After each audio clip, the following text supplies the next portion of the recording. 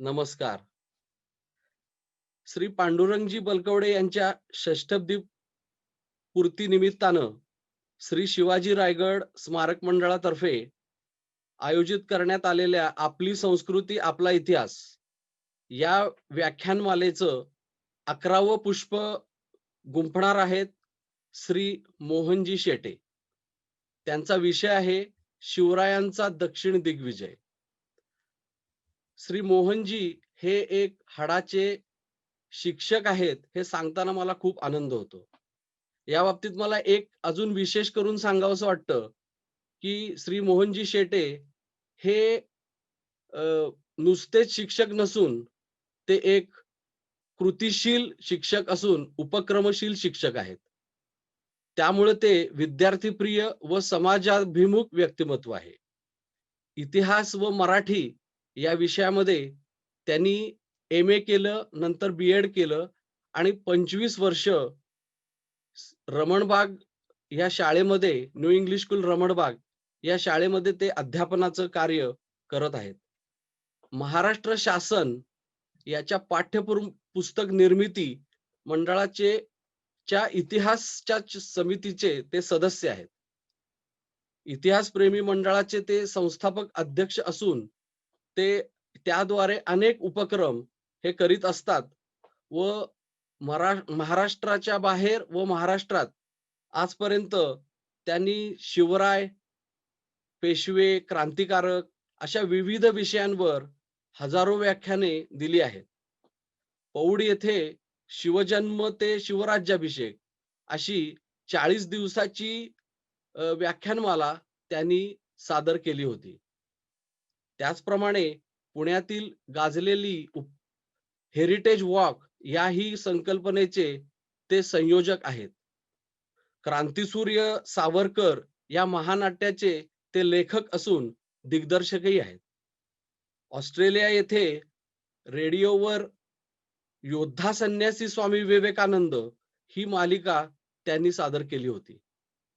पुण्याच्या प्रतिष्ठित अशा वसंत व्याख्यानमालेमध्ये थोरले बाजीराव पेशवे या विषयावर त्यांनी व्याख्यान सादर केले होते. तसेच अमेरिकामध्ये सादर होत असलेले भगवा झेंडा हे नाट्यही त्यांच्याच लेखणीतून अवतरले आहे. राज्य सरकारच्या तर्फे आयोजित 390व्या शिवनेरीवरील शिवजयंती उत्सवात देखील त्यांनी शिवरायांवर व्याख्यान दिले आहे. तसेच गोवा राज्यातील शिवजयंतीलाही ते प्रमुख पाहुणे म्हणून हजर होते. तर अनेक पुरस्कारांनी सन्मानित असलेले आपले मोहनजी शेटे हे श्री शिवाजी रायगड स्मारक मंडळाचे कार्यकारिणीचे सदस्यही आहेत. तेव्हा अशा या बहुश्रुत अशा वक्त्याला मी येथे आपल्या समोर शिवरायांचा दक्षिण दिग्विजय ह्या विषयावर व्याख्यान देण्यासाठी आमंत्रित करीत आहे. धन्यवाद. श्री शिवाजी रायगड स्मारक मंडळ यांनी आयोजित केलेल्या या व्याख्यानमालेमध्ये छत्रपती शिवाजी महाराजांनी केलेला दक्षिण दिग्विजय या विषयावरती बोलण्यासाठी मी आज आपल्या समोर उपस्थित आहे. यावर्षी श्री शिवाजी रायगड स्मारक मंडळ शतकोत्तर रौप्य महोत्सव साजरा करत आहे. तर ज्यांनी या मंडळाची स्थापना केली त्या लोकमान्य टिळकांची स्मृती शताब्दी आपण सर्वजण साजरी करत आहोत. मंडळाचे सरकार्यवाह आणि संपूर्ण महाराष्ट्राला आदरणीय असणारे इतिहास संशोधक माननीय पांडुरंग बलकवडे यांचंही षष्ठब्दी पूर्ती वर्ष आहे आणि म्हणून ही व्याख्यानमाला आयोजित केलेली आहे. माननीय पांडुरंग बलकवडे हे केवळ 4 भिंतीमध्ये पुस्तकामध्ये रमणारे असे इतिहास संशोधक नाहीत, तर व्याख्यानांच्या निमित्तानं महाराष्ट्रात आणि महाराष्ट्राच्या बाहेर सुद्धा ते प्रवास करत असतात आणि त्या ठिकाणी जे गडप्रेमी असतील, दुर्गप्रेमी असतील, इतिहासप्रेमी असतील अशा युवकांना ते संघटित करत असतात. त्याचप्रमाणे सरदार नावजी बलकावडे यांचे ते वारसदार असल्यामुळे झुंज देणे हे त्यांच्या रक्तातच आहे. आणि त्यामुळे इतिहासावरती जे वेळेला विकृत विचारांच्या लोकांचा हल्ला होतो, त्यावेळेला त्या मैदानामध्ये संघर्ष करण्यासाठी उभे राहत असतात. आम्ही इतिहासप्रेमी मंडळाच्या वतीनं आजपर्यंत अनेक कार्यक्रम आयोजित केले. त्याही सर्व कार्यक्रमाला माननीय पांडुरंग बलकवडे यांनी आम्हाला मार्गदर्शन केलं होतं. याच वर्षी तानाजी मालुसरे यांच्या 350व्या पुण्यतिथीला सिंहगड किल्ल्यावरती जो आम्ही कार्यक्रम आयोजित केला होता की 350 तरुणांनी दोरावरून कडा चढून जाण्याचा, त्याही कार्यक्रमाला माननीय पांडुरंग बलकवडे उपस्थित होते. आणि आता ते 60 वर्ष पूर्ण करून निवृत्तीनंतरचं आनंदाचं सुखासमाधानाचं जीवन जगत आहे. मी त्यांना अशी शुभेच्छा देतो की याच्या नंतरच्या काळामध्ये त्यांचं जे अत्यंत आवडीचं क्षेत्र आहे ते म्हणजे इतिहास संशोधन, ते करण्यास त्यांना भरपूर उत्तम आरोग्य आयुष्य लाभावं आणि त्यांनी असंच आम्हाला मार्गदर्शन करत राहावं. मी पुन्हा एकदा माननीय पांडुरंगजी यांना शुभेच्छा देतो. यानंतर मी वळतो आहे, आजचा आपला जो विषय आहे, छत्रपती शिवाजी महाराजांनी केलेला दक्षिण दिग्विजय. वास्तविक पाहता शिवाजी महाराजांच्या जीवनामध्ये अनेक प्रसंग आहेत. त्याच्यामध्ये अफजल खानचा वध असेल, शाहिस्ते खानवरचा हल्ला असेल, आग्र्याहून केलेलं पलायन असेल, या सर्वच घटनांमध्ये आपण अतिशय रमतो, कारण त्याच्यामध्ये नाट्य भरलेलं आहे. मात्र या सर्व प्रसंगांपेक्षा शिवाजी महाराजांच्या दक्षिण दिग्विजयामध्ये त्यांची जबरदस्त महत्वाकांक्षा, त्यांची दूरदृष्टी आणि संपूर्ण हिंदुस्थानावरती हिंदूंचं स्वामित्व निर्माण करण्याची त्यांची जिद्द, अशा अनेक गुणांचं मनोज्ञ दर्शन होतं. आणि म्हणून हा शिवाजी महाराजांचा काहीसा दुर्लक्षित राहिलेला पराक्रम हा समाजासमोर आला पाहिजे. ज्या वेळेला शिवाजी महाराजांचं 60,000 सैन्य हे महाराष्ट्राच्या बाहेर कर्नाटक, आंध्र, तेलंगणा, तामिळनाडू पर्यंत गेला असेल, स्वतः शिवाजी महाराज हत्तीवरती आरूढ झालेले आहेत, त्यांच्या मस्तकावरती छत्र चादर ढुलतायत, त्यांचं 60,000 सैन्य चालतंय आणि संपूर्ण दक्षिण भारतातला समाज त्यांच्या स्वागतासाठी समोर आलेला आहे. काय अप्रतिम असं ते दृश्य लोकांना त्यावेळेला पाहायला मिळत असेल. मला या ठिकाणी कवी भूषणाचं काव्य आठवतं.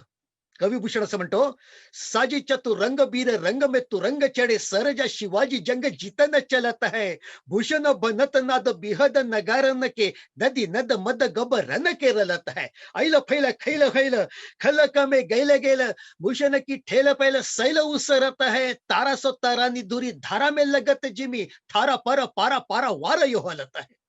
म्हणजे एखादा पाऱ्याचा गोळा जर का एखाद्या थाळीमध्ये ठेवला आणि थाळी हलवली तर तो पाऱ्याचा गोळा सुद्धा इकडून तिकडे हलतो.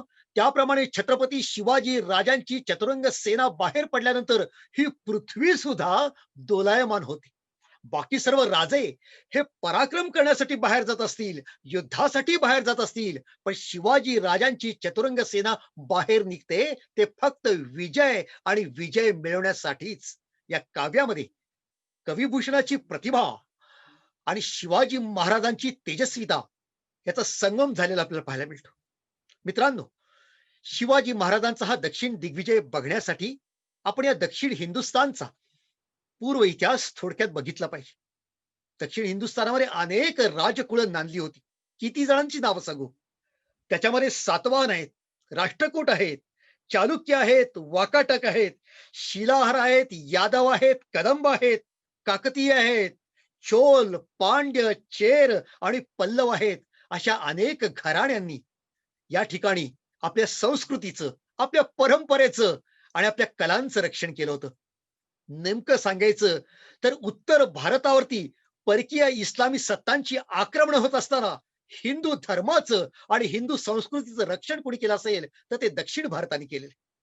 मग त्याच्यामध्ये नृत्यकला आहे, शिल्पकला आहे, संगीत कला आहे, अशा प्रकारे कलांची जोपासना ही त्या ठिकाणी झाली होती.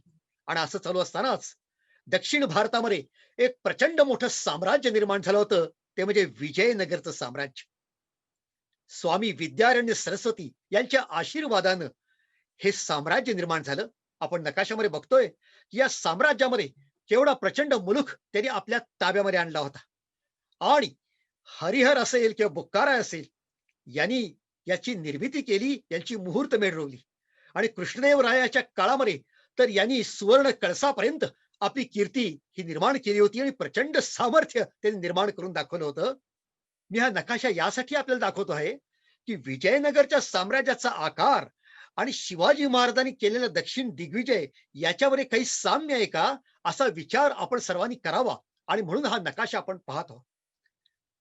विजयनगरचं साम्राज्य ज्या ठिकाणी निर्माण झालं ते ठिकाण आहे विजयनगर, म्हणजेच हम्पी. या परिसरामध्ये आजही आपण कधी गेलात तर त्या साम्राज्याच्या खुणा, त्या राजधानीची काही चिन्ह आपल्याला पाहायला मिळतात. माझ्या मनात कधी कधी असा विचार येतो की हा बाल शिवाजी राजा जेव्हा आपल्या वडिलांना भेटण्यासाठी बंगळुरूला गेला असेल, तो गेला असेल का विजयनगरला? त्यांनी इथल्या या भग्न मूर्ती पाहिल्या असतील का? आणि या मूर्ती पाहिल्यानंतर किंवा या विजयनगरच्या साम्राज्याचे तुकडे तुकडे झालेले छिन्न विच्छिन्न अवशेष पाहिल्यानंतर या 10-11 वर्षाच्या बाल शिवाजीच्या मनामध्ये प्रश्नांचं कुठलं थैमान हे निर्माण झालं असेल? काय गुन्हा होता? काय चूक झाली होती? आम्ही सर्व हिंदू आमच्या देशामध्ये आमच्या देवाची पूजा करत आमचं राज्य निर्माण करून सुखाने समाधानाने राहत होतो. आम्ही कधी दुसऱ्या देशावरती आक्रमण केलं नव्हतं. आम्ही कधी दुसऱ्या देशातल्या लोकांची प्रार्थना स्थळं उद्ध्वस्त केली नव्हती. पण का म्हणून का म्हणून आमच्या हिंदूंच्या नशिबामध्ये अशा प्रकारचं दुर्दैव निर्माण झालं? अशा प्रकारचा विचार त्या शिवाजी राजाच्या मनात आला असेल का, असं माझ्या मनात चाटून जातं. मित्रांनो, हे विजयनगरचं राज्य निर्माण झालं आणि त्याच्यानंतर याच दक्षिण भारतामध्ये निर्माण झाली बहामनी सुलतानशाही. एक नाही, दोन नाही, तर 5 सुलतान या ठिकाणी राज्य करत होते. इमादशाही, बरीदशाही, कुतुबशाही, निजामशाही, आदिलशाही. 5 सुलतान थयथया नाचत होते आणि अत्याचाराचा नंगा नाच घालत होते. अनेकदा या सुलतानांच्या मध्ये लढाया व्हायच्या, युद्ध व्हायची, संघर्ष व्हायची आणि त्याच्यामध्ये मारले जायचे ते आपले हिंदू प्रजा. पण लक्षात ठेवा, हे जरी 5 सुलतान एकमेकाशी भांडत असले, तर ज्या वेळेला विजयनगरचं साम्राज्य नष्ट करण्याची वेळ आली तेव्हा हे 5ही जण एकत्र आले आणि त्यांनी राक्षस तागडीच्या युद्धामध्ये विजयनगरचा दारुण पराभव केला. हा आपला दुःखाचा इतिहास आहे. विजयनगरचं साम्राज्य संपलं आणि सुरू झाली गुलामगिरी. वर्षानुवर्षांची, शतकानुशतकांची गुलामगिरी या महाराष्ट्रात सुरू झालेली होती. हे दुर्दैव. मात्र याच महाराष्ट्रामध्ये 12 वर्षाच्या मुलांनी प्रतिज्ञा घेतली होती, मी स्वतःच राज्य निर्माण करून दाखवेन. मी कुठल्याही सुलतानाच्या दरबारात जाणार नाही, कुर्निसात करणार नाही, मुजरा करणार नाही, गुलामगिरी पत्करणार नाही. स्वतःच राज्य, सार्वभौम स्वातंत्र्य मी मिळवून दाखेन. आणि शिवाजी राजांनी कामाला सुरुवात केली. आणि बघता बघता इसवी सन 1674 मध्ये शिवाजी महाराजांनी रायगड किल्ल्यावरती 32 पण सोन्याच्या सिंहासनावरती स्वतःचा राज्याभिषेक करून घेतला. या भूमीला, या हिंदू समाजाला स्वतःचा राजा मिळाला. शतकांच्या हृदयातून उठली एक केशरी ज्वाला, असं वर्णन कवीनं ज्या राज्याभिषेकाचं केलेलं आहे, हा राज्याभिषेक हा हजार हजार वर्षांच्या इतिहासातला हिंदू समाजातला अत्यंत आनंदाचा दिवस होता. आणि शिवाजी महाराजांनी स्वतःच्या मस्तकावरती छत्र धारण करून सांगितलं सर्व सुलतानांना की या देशाला एक छत्रपती सार्वभौम असा राजा हा मिळालेला आहे. 1674 ला शिवाजी महाराजांचा राज्याभिषेक झाला आणि त्याच्यानंतर शिवाजी महाराज हे दक्षिण दिग्विजय करण्यासाठी निघाले इसवी सन 1677 मध्ये. मित्रांनो, आपल्या समोर आपण जो नकाशा बघतो आहोत तो आहे शिवाजी महाराज दक्षिण दिग्विजय करून आल्यानंतरचा नकाशा. वास्तविक पाहता माझं हे व्याख्यान संपल्यानंतर हा नकाशा मी आपल्यासमोर सादर करायला पाहिजे, पण तरी सुद्धा मी सुरुवातीला तो सादर करतो आहे. याचं कारण आपल्या सर्वांच्या लक्षात आलं पाहिजे की शिवाजी महाराजांनी महाराष्ट्रामध्ये स्वराज्य निर्माण केलं होतं, पण महाराष्ट्रातल्या स्वराज्यापेक्षा सुद्धा आकाराने मोठं असं राज्य त्यांनी महाराष्ट्राच्या बाहेर कर्नाटक, आंध्र, तेलंगणा, तामिळनाडू या राज्यांमध्ये जाऊन निर्माण करून दाखवलेलं होतं.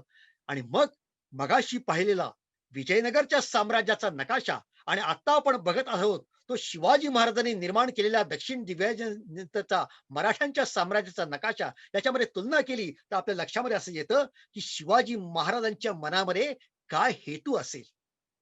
खरंच शिवाजी महाराजांच्या या दक्षिण दिग्विजयामध्ये अनेक प्रसंग घडले, अनेक घटना घडल्या, अनेक कथा घडल्या. पण मित्रांनो, मला ते प्रसंग तुम्हाला सांगायचे नाहीत, तर शिवाजी महाराजांच्या या पराक्रमामध्ये नेमका हेतू काय होता आणि शिवाजी महाराजांच्या पराक्रमाचे परिणाम नंतर भविष्य काळामध्ये काय घडले होते, याच्याकडे मला आपलं लक्ष वेधायचंय. शिवाजी महाराजांनी हा जो दक्षिण दिग्विजयाचा निर्णय घेतलेला होता, कदाचित राज्याभिषेकाच्या पासून त्यांच्या मनामध्ये हे विचारांचं मंथन चालू असेल, की असा काहीतरी पराक्रम आता आपल्याला केला पाहिजे. आणि म्हणून आपण समजावून घेऊ, की शिवाजी महाराजांचा हेतू नेमका ह्याच्यामध्ये काय होता. एक, आपण आता जो नकाशा बघतोय, की अशाच प्रकारे विजयनगरचं साम्राज्य ज्याप्रमाणे होतं, दक्षिण हिंदुस्थान त्याने आपल्या ताब्यामध्ये घेतला होता, तसं दक्षिणेमध्ये जायचं, तामिळनाडू पर्यंत जायचं आणि त्या ठिकाणचा सगळा प्रदेश आपल्या ताब्यामध्ये आणायचा. आणि जे त्यावेळच्या राजांनी केलं होतं ते आपण करून दाखवायचं. एक प्रकारे विजयनगरच्या राज्याची पुनर्निर्मिती करायची. आणि मित्रांनो, जरी विजयनगरचं साम्राज्य नष्ट झालं असलं, तर ते पूर्णपणे शून्य झालं नव्हतं. त्याचे अजूनही अवशेष होते, त्याचे अजून वारसदार होते, अनेक ठिकाणी संस्थानिक होते. त्याला त्या ठिकाणी पाळेगार असं म्हणलं जात होतं. असे छोटे छोटे हिंदू पाळेगार अजून अनेक दक्षिण भारतामध्ये होते.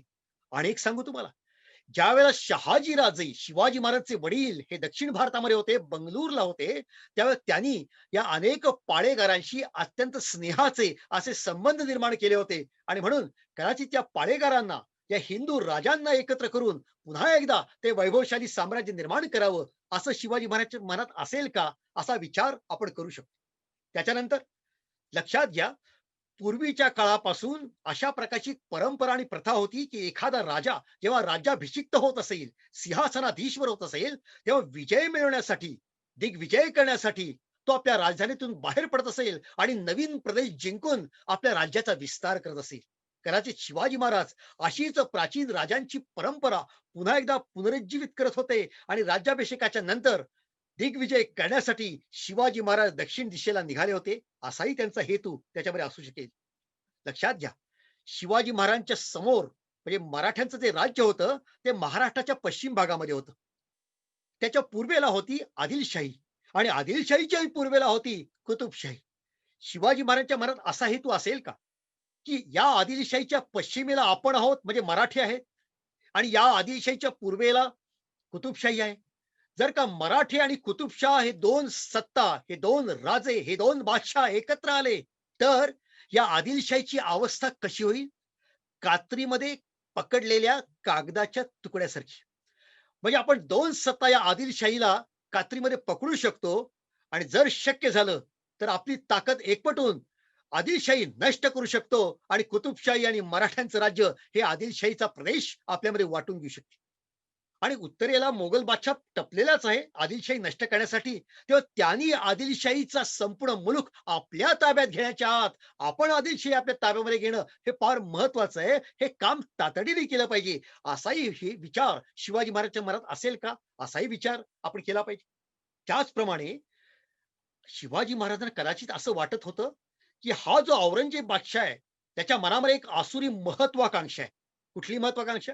ही आदिलशाही आणि कुतुबशाही नष्ट करायची आणि मोगलांचं राज्य पार दक्षिणेला रामेश्वर पर्यंत निर्माण करायचं.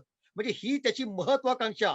तो जेव्हा मोगलांचा शहजादा राजपुत्र म्हणून दक्षिण भारतामध्ये होता, तेव्हापासून त्याच्या मनात होती. आणि म्हणून शिवाजी महाराजांना माहित होतं, की त्याच्या मनात आहे, की दक्षिण भारतात आपलं राज्य निर्माण करायचं. त्यामुळे शिवाजी महाराजांनी असा विचार केला, की जर का या औरंगजेबाने पुन्हा दक्षिणेवरती आक्रमण केलं, तर आपल्याला म्हणजे मराठ्यांना लपण्यासाठी सुरक्षित जागा असली पाहिजे. ती आत्ताच आपण ताब्यात घेऊ. नाहीतर हा औरंगजेब आपल्याला महाराष्ट्रामध्ये कोंडून ठेवेल. आणि म्हणून त्यासाठी शिवाजी महाराज हे दक्षिणेमध्ये जात होते आणि त्याचप्रमाणे ते नवीन मित्र जोडून एकत्र करणार होते. पहा, शिवाजी महाराजांनी राजकारणाचा कुठला डाव टाकला होता. वास्तविक पाहता औरंगजेब हा मुसलमान होता आणि आदिलशाही आणि कुतुबशाही हेही मुसलमान सत्ता होते.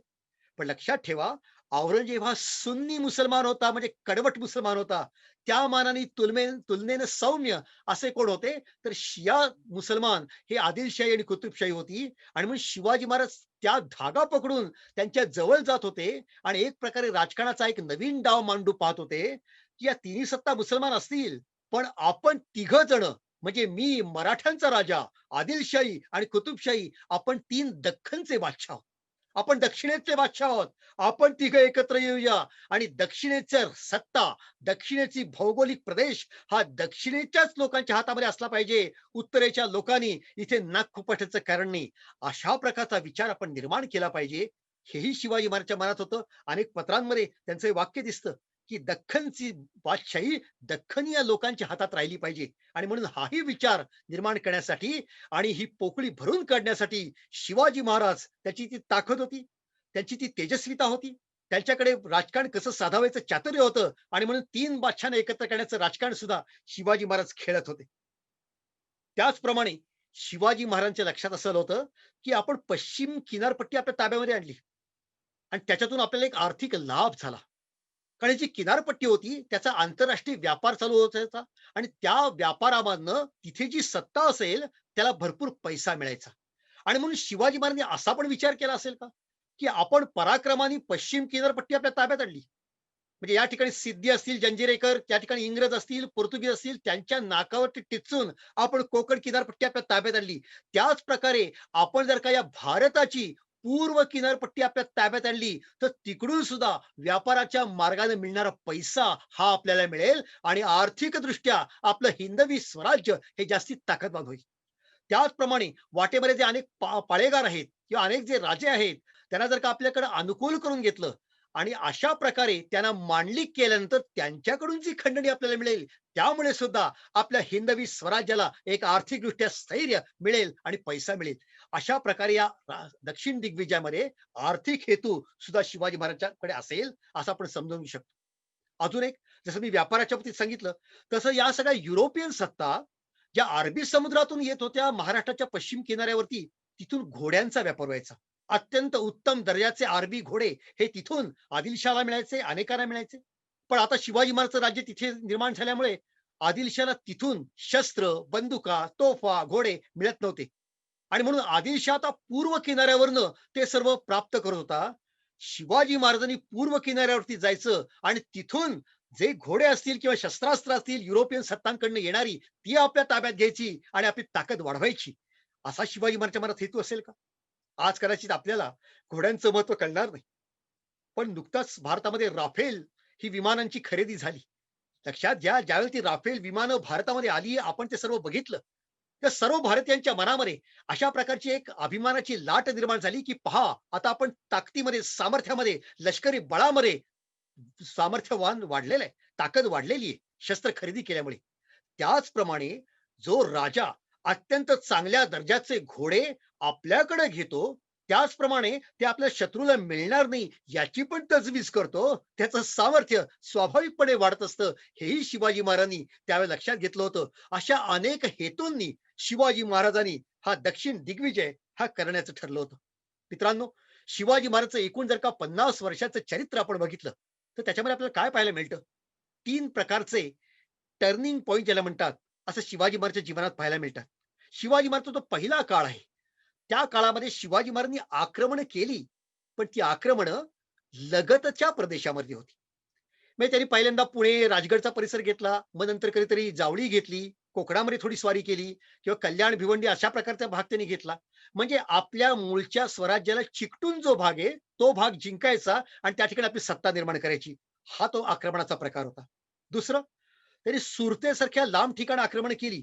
तिथून धन आणलं, संपत्ती आणली, त्यातून लूट आणली. पण शिवाजी महाराजांनी सुरतेवरती आपली सत्ता प्रस्थापित केली नाही. जायचं, तिथली लूट आणायची आणि आपलं खजिन्यामध्ये ते भरायचं, एवढंच त्यांचा हेतू होता. पण आता शिवाजी महाराजांचा दक्षिण दिग्विजय जर का आपण बघितला, तर त्याच्यामध्ये आपल्याला काय पाहायला मिळतं? अत्यंत दूर म्हणजे 1000 किलोमीटर लांब असणाऱ्या तामिळनाडूवरती हल्ला करायचा. पण केवळ तिथून लूट आणायची नाही, तर त्या तामिळनाडूवरती कायमस्वरूपी आपलं राज्य निर्माण करायचं, आपलं प्रभुत्व, आपलं स्वामित्व निर्माण करायचं, आपलं नियंत्रण निर्माण करायचं. अशा प्रकारे शिवाजी महाराजांच्या या आक्रमणाचा हा तिसरा प्रकार त्यांच्या आयुष्याच्या अखेरचा काळ होता. त्याच्यामध्ये आपल्याला पाहायला मिळतो. हेही आपण समजावून घेतलं. शिवाजी महाराजांचा दक्षिण दिग्विजय जर का आपण बघितला, तर 1677च्या जानेवारी महिन्यामध्ये त्यांनी महाराष्ट्र सोडला आणि ते परत महाराष्ट्रामध्ये आले ते 1678च्या एप्रिल महिन्यामध्ये. म्हणजे 1 वर्ष 4 महिने. लक्षात घ्या, 16 महिने शिवाजी महाराज स्वराज्यापासून बाहेर गेले होते. म्हणजे केवढं महत्व त्यांनी या संपूर्ण स्वारीला दिलं होतं हे आपण समजावून घेऊ आणि मग या दक्षिण दिग्विजयाचा मोठेपणा आपल्या लक्षात येईल. लक्षात घ्या, शिवाजी महाराज 16 महिने स्वराज्याच्या बाहेर आहे. याच्यापूर्वी सुद्धा 2 वेळा अशी अवस्था स्वराज्यात आली होती. एकदा शिवाजी महाराज जेव्हा पन्हाळ्याच्या वेढ्यात अडकले तेव्हा शिवाजी महाराज नेतृत्व करू शकत नव्हते, कारण ते वेढ्याच्या आतमध्ये होते. आणि दुसरी वेळ म्हणजे ते जेव्हा आग्र्याला कैदेत सापडले होते, त्याही वेळेला शिवाजी महाराज स्वराज्यामध्ये हजर नव्हते. पण त्याही पेक्षा 16 महिने हा अत्यंत प्रदीर्घ काळ होता आणि शिवाजी महाराज 1000 किलोमीटर लांब हे स्वराज्यापासून असणार होते. मित्रांनो, या 16 महिन्यामध्ये पुढे शिवाजी महाराजांनी महाराष्ट्राच्या बाहेर केलं ते आपण नंतर बघणारच आहोत. पण या 16 महिन्यामध्ये समोर मोगलांचं राज्य आहे, समोर आदिलशाचं राज्य आहे. पण आदिलशाहीनी आणि मोगलशाहीनं मराठ्यांच्या राज्यावरती शिवाजी महाराज इथं नाहीये, ते बाहेर गेलेत, ही संधी साधून आक्रमण केलं नाही. ही जी व्यवस्था शिवाजी महाराजांनी लावून दिली होती, इथं शिवाजी महाराजचं केवढं कौतुक केलं पाहिजे. एक तर त्या काळामध्ये औरंगजेब हा पार अफगाणिस्तानच्या परिसरावरील युद्धासाठी गेला होता. समोर औरंगजेबाचा सरदार होता बहादूर खान कोकलताश. त्याचप्रमाणे आदिलशाहमध्ये सरदार होता बहलोल खान. शिवाजी महाराजांनी या दोघांची अशा प्रकारची व्यवस्था लावून दिली होती की दोघं त्या काळात महाराष्ट्रावरती मराठ्यांच्या राज्यावरती आक्रमण करणार नाहीत, हे शिवाजी महाराजांनी लक्षात घेतलं होतं आणि त्याप्रमाणे त्यांनी केलं. पण शिवाजी महाराज गाफील नव्हते. स्वराज्यातून बाहेर जात असताना शिवाजी महाराजांनी आपल्या मंत्रिमंडळातले 3 मंत्री, त्याच्यामध्ये मोरोपंत आहेत, त्याच्यामध्ये आनाजी दत्त आहेत, त्याच्यामध्ये दत्ताजी पंत आहेत, या तिघांना स्वराज्यामध्ये ठेवलं होतं आणि एकेका भागावरती लक्ष ठेवा आणि कुठल्याही शत्रूचा मुलुक, शत्रूचं आक्रमण हे महाराष्ट्रावरती होणार नाही याची तुम्ही काळजी घ्या, असंही त्यानं सांगितलं. शिवाजी महाराजांनी अशा प्रकारे महाराष्ट्रातून बाहेर आपलं पाऊल टाकलं. या सगळ्या दक्षिण दिग्विजयामध्ये शिवाजी महाराजांच्या बरोबर कोण कोण होतं, ती यादी फार मोठी आहे. ही सगळी नामवंत आणि अत्यंत विश्वासू मंडळी आहेत. त्याच्यामध्ये होते सरनोबत येसाजी कंक, बाजी सर्जेराव जेधे, त्याच्यामध्ये होते सोनाजी दौलतबंकी, बाबाजी ढमढेरे, आनंदराव मकाजी, मांजी मोरे, सूर्याजी मालुसरे, धनाजी जाधव, संताजी घोरपडे, शेखोजी गायकवाड. त्याचप्रमाणे कारकून म्हणून बाळाजी आवजी चिटणीस, मुन्शी नीलप्रभू, श्यामजी नाईक पुंडे आणि सर्वात महत्वाचं म्हणजे अत्यंत विश्वासू स्वराज्याचे सरसेनापती हंबीरराव मोहिते. हे सगळं सैन्य बरोबर होतं. लक्षात घ्या, 20,000 घोडदळ आणि 40,000 पायदळ असं 60,000 सेनासागर घेऊन शिवाजी महाराज निघाले होते. शिवाजी महाराजांनी सैन्य नेताना अत्यंत दिमागदार अशा प्रकारे ती यात्राच काढली होती. कारण शिवाजी महाराज दाखवून द्यायचं होतं, हा कुणी सामान्य बंडखोर येत नाहीये, तर हा सार्वभौम छत्रपती चक्रवर्ती राजा येतोय. आणि म्हणून शिवाजी महाराज हत्तीवरती अंबारीमध्ये बसायचे, त्यांच्यावरती छत्रचामर असायची, त्याची सेना अत्यंत दिमागदार डौलधार अशी असायची. त्याच्या समोर हत्ती असायचे, तुताऱ्या असायच्या, नौबती झाडायच्या आणि संपूर्ण रस्त्यावरती वाटेनी जात असताना ज्या प्रांतातून ज्या मुलखातून त्यांची यात्रा जात होती, त्याचा प्रवास होत होता, त्याचं सैन्य जात होतं, त्यांचं उत्तुंग असं स्वागत हे केलं जात होतं. शिवाजी महाराज निघाले, पण दुर्दैव, पहिली युद्धाची ठिणगी पडली ती तुंगभद्रा नदीच्या काठावरती. बहलोल खान हा जो आदिलशाचा नामवंत सरदार होता, त्याच्या हाताखाली काम करणारा हुसेन खान मियाणा याचं आणि हंबीरराव मोहिते याचं जबरदस्त युद्ध झालं. आणि हंबीरराव मोहित्यांनी, त्याची ताकद कमी होती, सैन्य कमी होता, पण तरी सुद्धा मियाणाचा जबरदस्त पराभव केला. मात्र दुःखद घटना अशी की त्या युद्धामध्ये नागोजी जेधे या अत्यंत तरण्या बाण तेजस्वी युवकाचा मृत्यू झाला. हुसेन खान बियाणावर तो हत्तीमध्ये होता, त्याच्यावर त्या चालून गेला आणि हत्तीवरून धनुष्यातून जो बाण सुटला तो गेला, तो थेट नागोजी जेधे याच्या मस्तकामध्ये. आणि हे महाराष्ट्राचं तरुण सुकुमार पुष्प हे कर्नाटकच्या भूमीमध्ये अशा प्रकारे हौतात्म्य पावतं झालं. अत्यंत दुःखद घटना आहे. शिवाजी महाराज सुद्धा याचं फार वाईट वाटलं. शिवाजी महाराज स्वतः जेधे यांच्या घरी म्हणजे कारीला गेले आणि त्याच्या घरातल्या लोकांचं सांत्वन केलं. किती विलक्षण आहे पहा. कान्होजी जेधे या संपूर्ण स्वराज्यासाठी त्यांनी आपलं जीवन खर्ची केलं. त्यांचे पुत्र बाजी सर्जेराव जेधे त्यांनी फत्तेखानच्या युद्धामध्ये पराक्रम केला आणि म्हणून शिवाजी महाराजांनी त्यांना सर्जेराव असा किताब दिला होता. आणि त्यांच्याच घरात असलेले नागोजी जेदे तिसरी पिढी सुद्धा स्वराज्यासाठी बलिदान करत होती. शिवाजी महाराज भागानगर म्हणजे आपण ज्याला हैदराबाद म्हणतो, गोवळकोंडाचा किल्ला म्हणतो, तिथे गेले खरे. पण ते कोणत्या मार्गाने गेले याच्याबद्दल अनेक इतिहास संशोधकांची विविध मतं आहेत. आपल्या समोर जो नकाशा आहे, त्या नकाशामध्ये आपण बघू शकतो की वेगवेगळी मतं इतिहास संशोधक कशी मांडतायत. मेजर मु ना जोशी यांनी दक्षिण दिग्विजय या विषयावरती प्रचंड अभ्यास केलाय, त्याचं ग्रंथलेखन केलंय. त्यांच्या पुस्तकातला नकाशा आपण पाहायला मिळतोय. काही जणांचं मत असं आहे की शिवाजी महाराज महाराष्ट्राच्या उत्तरेला गेले आहे आणि तिथून ते हैदराबादला गेले असतील का. पण याच्यामध्ये अडचण अशी आहे की त्या परिसरामध्ये मोगलांचं सैन्य होतं, म्हणून शिवाजी महाराज तो मार्ग निवडला असेल का, शंका आहे. शिवाजी महाराज जर का थेट रायगडवरनं पूर्वेला गेले असते, तर वाटेमध्ये मोगलांचं सैन्य आहे, त्याचबरोबर आदिलशाचं सैन्य आहे, त्यांची युद्ध त्या ठिकाणी चालू आहे. तर तोही मार्ग त्यांनी पकडला असेल का, याच्यामध्ये शंका आहे. आणि मग काही जणांचं मत असं आहे की शिवाजी महाराज कारीला गेले होते, याचे उल्लेख आपण आढळतात. शिवाजी महाराज पाडगावच्या मौनी बाबांना भेटायला गेले होते, याचे पण उल्लेख आपल्याला आढळतात. आणि म्हणून शिवाजी महाराज महाराष्ट्राच्या काहीसे दक्षिणेला गेले असतील आणि तिथून ते भागानगरला गेले असतील, अशा प्रकारचा अंदाज काही जणांनी व्यक्त केलेला आहे. मात्र शिवाजी महाराजांचं भागानगर या ठिकाणी जबरदस्त स्वागत झालं. त्या ठिकाणी होता कुतुबशाह, ज्याला तानाशाह असं सुद्धा म्हणलं जात होतं. तो तिथे राज्य करत होता. वास्तविक पाहता पहिल्यांदा तो अत्यंत घाबरला होता की हे शिवाजी महाराज येत आहेत. एकेकाळी त्यांनी अफजल खानला मारलेलं आहे, एकेकाळी त्यांनी शाहिस्ते खानची बोटं तोडलेली आहेत. तर त्याच्याशी भेट घेण्यामध्ये धोका आहे की काय. लक्षात ठेवा, त्या ठिकाणी त्याची समजूत घातली ती त्याच्याच मंत्री होते. एक होते मादंड पंत आणि दुसरे होते अक्काण्णा पंत. हे दोघे अत्यंत विद्वान, अत्यंत बुद्धिमान असे त्या कुतुबशहाच्या जवळ असणारे विश्वासू सल्लागार होते, मंत्री होते. आणि त्यांनी सांगितलं की काही काळजी करू नका. शिवाजी महाराज दुष्टांशी दुष्टाप्रमाणे वागतो, हल्ले करतो, अद्दल घडवतो, हे खरं आहे. पण त्याचप्रमाणे जर का एखाद्याशी मैत्री केली की ती ती मैत्री सुद्धा निभावतो, सांभाळतो, तर काळजी करू नका. आणि अजून एक व्यक्ती त्या ठिकाणी अत्यंत महत्वाची होती, ते म्हणजे रघुनाथ पंत आणि जनार्दन पंत हणमंते. हे एकेकाळी व्यंकोजी राजांकडे असणारे, पण त्या ठिकाणी काही मतभेद झाले म्हणून ते शिवाजी महाराजांना भेटायला आले. आणि दक्षिणेमध्ये जर का आपण गेलो तर कशा प्रकारे आपल्याला फायदा होऊ शकतो हे त्यांनी शिवाजी महाराजांना समजून सांगितलं होतं. एक प्रकारे शिवाजी महाराजांच्या दक्षिण दिग्विजयाला या रघुनाथ पंतांचा सल्ला अत्यंत उपयोगी पडला होता. आणि तेही त्या ठिकाणी होते. या सर्वांनी कुतुबशहाची समजूत घातली आणि कुतुबशहा शिवाजी महाराजांची भेट घ्यायला तयार झाला. भागानगरमध्ये शिवाजी महाराजांचं आगमन झालं. अत्यंत शिस्तबद्ध असं त्यांचं सैन्याचं वर्तन होतं. वास्तविक पाहता कुतुबशहा शिवाजी महाराजांच्या स्वागतासाठी त्या नगरीच्या दरवाजापर्यंत येणार होता. पण शिवाजी महाराजांनी निरोप पाठवला, आपण आमचे थोरले भाऊ, आम्ही धाकटे, आपण स्वागतास येऊ नये, आम्ही येतो. कुतुबशहा शिवाजी महाराजांच्या अत्यंत विनम्र भूमीमुळे अत्यंत प्रभावित झालेला होता.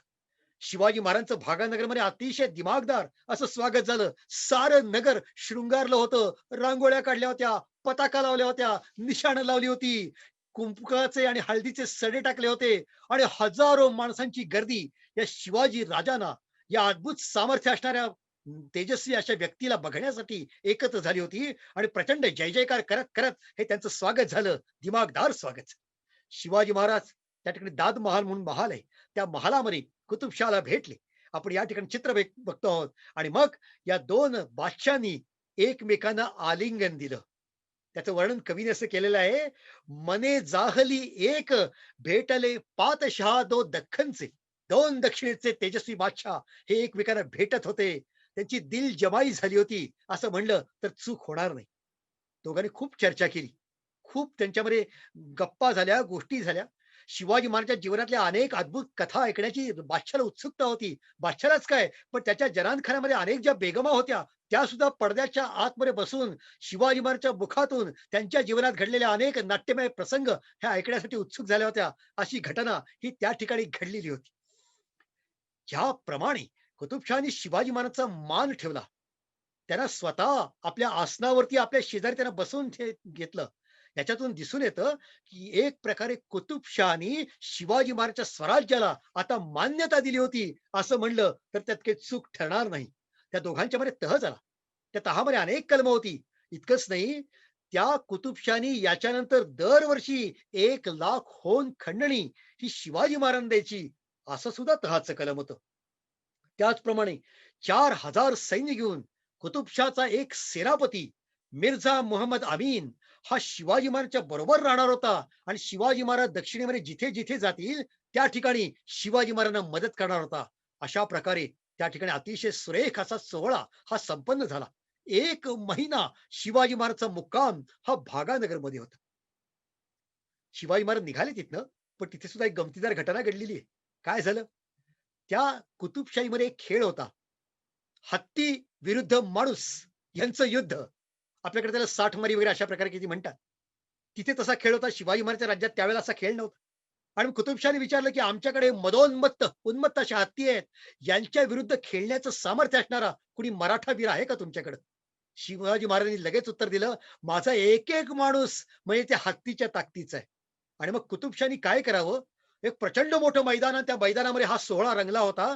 हत्ती विरुद्ध माणूस याचं युद्ध, याचा संघर्ष. आणि त्यावेळेला कुतुबशहानी शिवाजी महाराजांच्या बरोबर असलेल्या एका सरदाराची निवड केली आणि तो होता येसाजी कंक. आणि येसाजी कंकाला सांगितलं, लढणार का? येसाजी कंकाने सांगितलं, का नाही?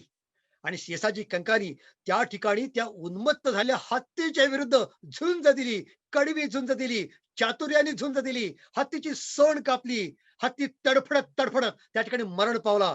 आणि येसाजी कंकानी आपल्या सामर्थ्यानं, आपल्या बुद्धीनं, आपल्या चातुर्यानं मराठी राज्याची इज्जत ही त्या ठिकाणी राखली होती, हे आपल्याला पाहायला मिळतं. असा होता राजगड किल्ल्याच्या पायथ्याशी भुतोंड गावात राहणारा शिवाजी महाराजचा निष्ठावंत सरदार येसाजी कंक. शिवाजी महाराज तिथून निघाले. आता शिवाजी महाराजांनी कुतुबशाह हे प्रकरण संपल्यानंतर शिवाजी महाराजचं लक्ष वळलं होतं ते आदिलशाहकडे. आदिलशाह आणि शिवाजी महाराज यांचा हा दक्षिणेतला संघर्ष समजावून घेण्यापूर्वी आपण हे समजावून घेतलं पाहिजे, की याच्या पूर्वी काय घटना घडल्या होत्या.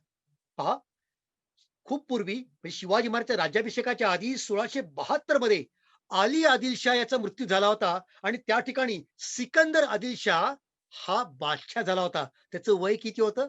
अवघं 4 वर्षाचं. म्हणजे तो तर काही कारभार करणार नव्हता. तर त्याच्या वतीनं जो कोणी सरदार कारभार करेल त्याच्याच हातामध्ये सर्व कंट्रोल, सर्व नियंत्रण हे राहणार होतं. आणि त्यामुळे आता आदिलशहामध्ये अंतर्गत संघर्षाला ही सुरुवात झाली होती. तिथे 2 गट पडले होते. एक होता पठाण मुसलमानांचा आणि दुसरा गट होता तो दख्खनी मुसलमानांचा. आणि जे पठाण मुसलमान होते ना, त्यांचा जो म्होरक्या होता, त्यांचा जो प्रमुख होता, तो होता बहलोल खान, अब्दुल करीम बहलोल खान. आणि हे जे दख्खनी मुसलमान होते, त्यांचा प्रमुख होता खवास खान. झालं असं, या खवास खानानं हा जो छोटा बादशाह बनलेला होता अवघ्या 4 वर्षाचा, त्याला मांडीवरती घेतलं. राज्याची सूत्र आपल्या हातामध्ये घेतली आणि खवास खान म्हणेल त्याप्रमाणे आता आदिलशाहचा कारभार हा सुरू झालेला होता. पण याच्यामुळे बहिलोल खान आणि त्याच्या गटातली लोक संतापली होती आणि हा संघर्ष वाढत गेला.